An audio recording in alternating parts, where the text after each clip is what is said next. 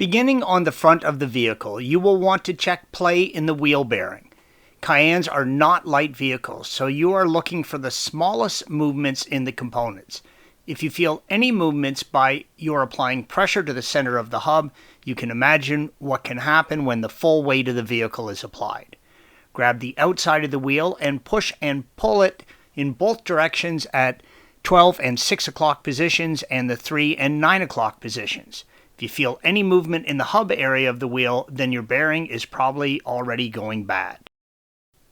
The upper control arms have 2 bushings, yellow arrows, and a ball joint, red arrow. To check the upper control arm ball joint, reach in and insert a finger against the rubber boot so you can feel the area where the ball joint meets the socket, green arrow. Push and pull the top of the tire and feel for any movement. If you can feel any, the ball joint is bad and needs replacement. You also need to inspect the condition of all boots for cracks, rips, or leaking grease on all of the ball joint covers. It is very difficult to perform a visual inspection on the upper bushings, so you want to place your finger between the arm and mount and push and pull the top of the tire. If you feel any movement, the bushings, red arrows, are bad and need replacement. On the tie rods, you want to squeeze the boot to feel where the inner tie rod ball and socket joint. Pull and push the tire.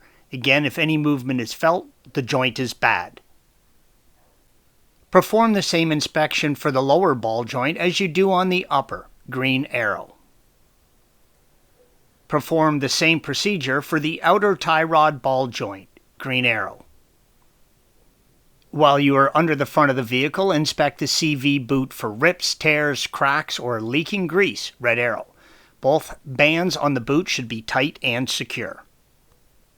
On the front sway bar, you can visually inspect the bushing, red and yellow arrows, as well as look for any movement. With the vehicle safely supported, you can really push and pull on the sway bar. The mounts on the sway bar, red arrow, are very beefy as they take a lot of torque, so any movement or degradation needs to be addressed right away. The lower control arm attaches to the subframe in 2 areas. The rear area has a small plastic cover, red arrow, and the front bushing is unprotected, yellow arrow. Remove the 2 plastic push pins on the cover and visually inspect the bushings.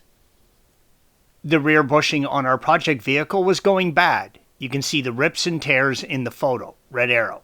To replace these, please follow the link provided at the end of this video.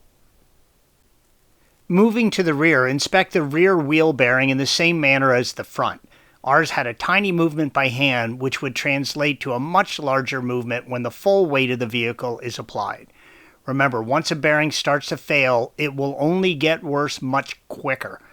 Do not put off addressing these issues, or you will end up with a larger and more expensive repair down the road. There are no ball joints in the rear suspension, so you will have to perform a visual inspection of all bushings, red arrows. The Cayenne is known for not being difficult on the rear suspension bushings, and they very rarely fail. If yours have failed, please follow the link provided at the end of this video for step-by-step instructions on replacing these components. The rear sway bar upper bushings can be a weak spot, so inspect them at least once a year, red arrow. Make sure to include the end links or drop links on the sway bar, red arrows. While you have the vehicle in the air, it is a really good time to inspect the condition of the wheels. With the new much lower profile tires and conditions of our roads, it's not uncommon to find damaged wheels. 2 of our rims had cracks in the inside areas and needed to be sent out and repaired. Thanks for watching. Be sure to subscribe to our channel and check out another video in this series.